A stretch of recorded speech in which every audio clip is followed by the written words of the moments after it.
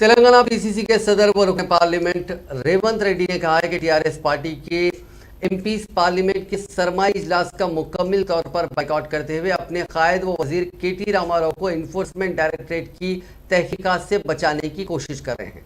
दिल्ली के तेलंगाना भवन में मीडिया से बात करते हुए रेवंत रेड्डी ने इल्जाम लगाया कि वज़ीर-ए-आज़म नरेंद्र मोदी की हिदायत पर चंद्रशेखर राव ने अमल करते हुए पार्लियामेंट के जारिया सेशन को पुरअमन अंदाज में मुनक्किद करने के लिए टीआरएस के अरकान पार्लियामेंट को ऐवान से गैर हाजिर रहने से इत्तेफाक किया। ये उसी माहदे का हिस्सा है जिसमें मरकजी हुकूमत ने पार्लियामेंट को पुरअमन अंदाज में चलने देने पर केटीआर के केसेस को आर्जी तौर पर बंद कर देने का तयख्फुन दिया।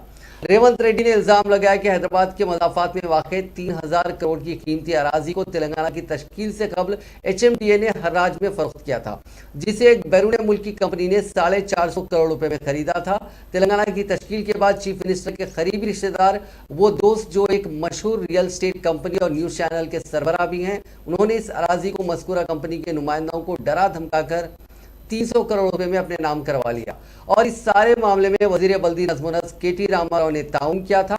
उनकी दस्तखत पर ही मज़कूरा कंपनी को अलॉट करदा अराजी हैदराबाद की कंपनी के नाम कर दी गई। इस मामले पर एनफोर्समेंट डायरेक्टरेट ने क़ब्ल चंद अफराद को नोटिस जारी की और उनसे तहकीकात भी की और अब ईडी की नोटिस वजीर मौसूफ को दी जाने वाली थी। इस नोटिस और तहकीकात से केटी रामाराव को बचाने के लिए केसीआर हुकूमत ने बीजेपी के साथ माहिदा कर लिया।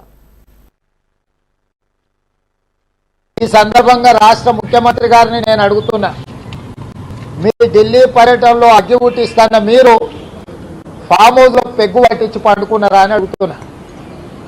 తెలంగాణ రాష్ట్రంలో రైతులు పండించిన పంట కల్లాలలో కుప్పలుగా అట్లాగే ఉంది। కుప్పల కాపలా కాస్తున్న రైతులు గుండాగి చచ్చిపోతున్నారు। ఈ సమస్యకు పరిష్కారం చూపించాలి। 60 రోజుల నుంచి కల్లాలలో ఉన్న వరి ధాన్యం తడుస్తుంది, మొలకెత్తుతుంది। ధాన్యానికి కాపలాగా ఉన్న రైతులు చనిపోయి శవాలుగా మారుతున్నారు। కేంద్ర ప్రభుత్వం మీరే దోషిగా నిలబెట్టారు।